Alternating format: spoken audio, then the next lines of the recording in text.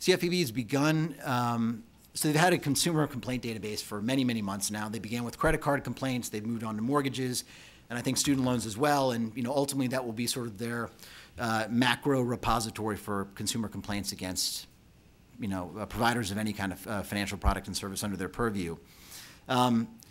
So what they've done recently is they've begun publishing company-specific complaints. So you can go into this database and look up how many complaints each company has against it on the card side.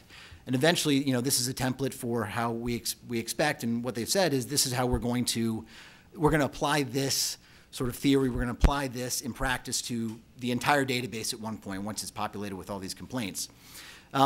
But what they also did, incredibly interesting, when they rolled this out, they had a policy statement that went alongside this, this announcement, in which they disclaimed essentially the entire database and said, we've not verified these complaints.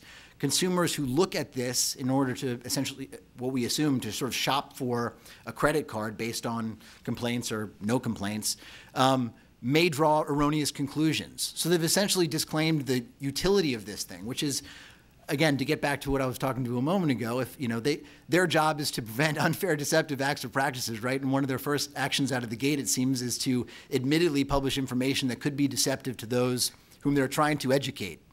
So, and again, I don't mean to be glib about it. It's a very serious thing. It's an incredibly odd admission for the agency to make when they publish this information. They asked for comment on that policy statement, and as you can imagine, we commented and certainly told them that until they can verify complaints, until they are confident that they have a data set that is useful and reliable for consumers, they certainly shouldn't be publishing company-specific information that could be manipulated in all kinds of ways. We can all use our imagination.